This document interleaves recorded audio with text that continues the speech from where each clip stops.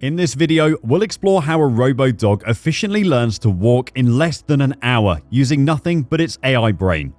Have you ever seen a juvenile gazelle learning to walk? A fawn, which may be considered a mammalian equivalent of a daddy longlegs, attempts to get up on its feet, then falls, rises and falls again. It eventually manages to maintain its equilibrium long enough to flail its toothpick-like legs into a series of perilously close to falling over steps. Surprisingly, only a few minutes after this lovely performance, the baby gazelle is already bouncing about like a pro. In any case, we now have a robotic reproduction of this classic Serengeti image. Chapter 1. How the Robo Dog Morti Learned to Walk.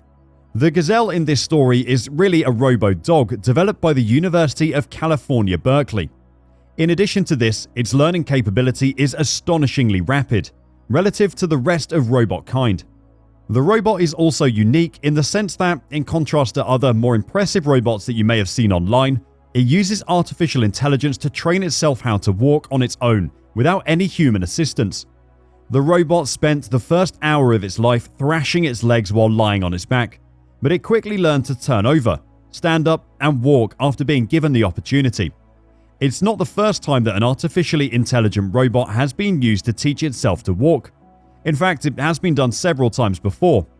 On the other hand, in contrast to earlier robots, which acquired knowledge via a process of trial and error carried out inside computer simulations an infinite number of times, the Berkeley bot acquired all of its knowledge in the actual world. So what do the researchers think of the robotic dog? These findings were published by Danijar Hafner, Alejandro Escontrella, and Philip Wu in the form of a paper. The findings of the study indicate that it is challenging to successfully translate the skills gained in simulation to the real world. Robots in their early stages of development are susceptible to having their progress interrupted by seemingly small details and variations between the simulation and the actual world. On the other hand, training algorithms in the actual world is not realistic, since it would take too much time and inflict too much wear and tear on the robot.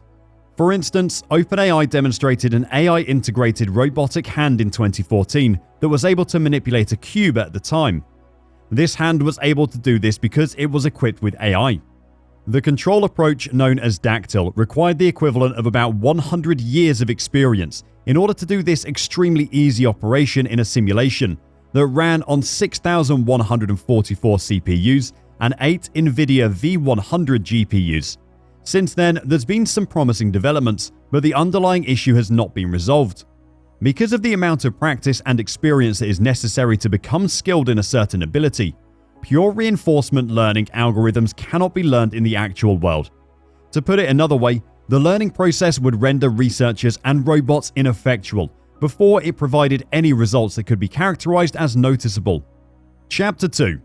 How does the robo dog use his algorithm expertise while walking? After just an hour of training, Rupert's robot walks with fine control of its complicated leg mechanics. A Bayesian optimization algorithm guides the learning, which compares data from the robot's foot sensors with information from the simulated spinal cord, which is executed as a program on the robot's computer. The robot learns to walk by constantly comparing received and predicted sensor information, conducting reflex loops, and altering its motor control patterns. The learning approaches alters the control parameters of a central pattern generator, or CPG. These core pattern generators are neural networks in the spinal cord that, in humans and other animals, create rhythmic muscle contractions independently of the brain. Central pattern generator networks aid in the formation of rhythmic actions such as walking, blinking, and digesting. Furthermore, sensors in the leg connect with the spinal cord to begin reflexes, which are involuntary motor control processes. CPGs may be sufficient to govern spinal cord movement signals if the young animal is walking on a fully level terrain. Even a pea-sized bump in the pavement changes the stride. To avoid falling, the animal's instincts kick in, and it alters its pace. Temporary adjustments in movement signals are elastic, which means they may be readily undone, and movement patterns will ultimately return to normal. However, if the animal continues to fumble through multiple cycles of movement, despite the existence of active reflexes, the movement patterns must be relearned and become plastic, i.e. irreversible. Because their CPGs aren't fully developed, newborn animals have difficulty walking on both level and sloped terrain. Leg muscles and tendons are initially regulated by the animal's central pattern generators, or CPGs, but this swiftly changes as the animal grows more acquainted with its surroundings. Moving further, what CPG methods does the Robo Dog employ? That also applies to Morti, a mechanical dog about the size of a Labrador Retriever. Furthermore, the robot optimizes its movement patterns in roughly an hour, which is far quicker than an animal. The computer, which is small and light, replicates Morti's leg movement. The quadruped robot's back, where its head would be, is furnished with a digital spinal cord. After an hour of practice, the robot's CPG has learned to predict where the robot's feet will land, and the data from the robot's feet sensors are constantly compared with this forecast. In reaction to a robot stumbling, the learning algorithm alters the leg swing distance, swing speed, and leg ground time. The changing motion also changes the robot's ability to utilize its flexible leg mechanics. As the robot gains experience, the CPG modifies the motor impulses it sends out, lowering the number of times it falls and improving its overall stride. In this configuration, the virtual spinal cord is uninformed of the intricacies of the robot's leg construction, motors, or springs. It lacks a robot model since it does not grasp the machine's mechanics. Rupert claims that our robot is basically born with no awareness of its limb's shape or how it functions. The CPG is quite similar to nature's intelligent walking system, which we have transferred to the robot. First, the robot stutters as the motors on its legs react to computer signals. Sensor data is sent back to the virtual spinal cord for comparison with CPG data. If the acquired data from the robot's sensors do not match what was projected, the learning system modifies its stride, enabling it to finally walk smoothly and pleasantly. Adjusting the CPG output while preserving reflexes and keeping an eye on the robot stumbling is essential for learning. Chapter 3. What do we do about Dreamer, the robotic algorithm? The Berkeley group decided to attack the problem full-on by creating the Dreamer algorithm. Dreamer may evaluate the possibility that future action will be effective in accomplishing their goal by constructing what is called a world model. As it gains more experience, the accuracy of its projections will improve. The world model enables the robot to evaluate what is beneficial with higher speed and precision, allowing it to eliminate less successful tasks in advance.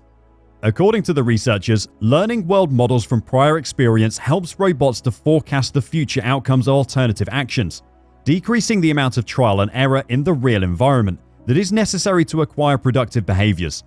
By anticipating future occurrences, world models facilitate planning and behavior learning. This is feasible even with just a little amount of touch with the real world. In other words, using a world model may reduce the amount of time spent training in a simulation to the equivalent of little more than an uncomfortable hour, saving the equivalent of years. This method may have uses other than robotic dogs. The scientists also deployed Dreamer on a wheeled robot and a robotic arm that could select and place things. In both cases, they realized that Dreamer allowed their robots to efficiently gain critical skills without the requirement for simulation time. Self-driving cars are one of the most daring probable future applications. Chapter 4. The Robo Dog that saves energy. When Morti walks, his computer needs just 5 watts of power. Industrial quadruped robots from well-known manufacturers that have learned to function with the help of intricate controls use much more power. The controllers are programmed with the specific mass and body form of the robot, using a model of the robot. They often use tens to hundreds of watts of power. Both robot kinds perform dynamically and effectively, but the computational energy consumption in the Stuttgart model is much lower. It also provides important information about animal anatomy.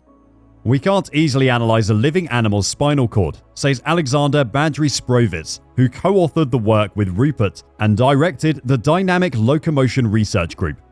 We know that these CPGs are found in a wide variety of animals. We know that reflexes are implemented, but how can we combine the two such that animals learn movement using both reflexes and CPGs?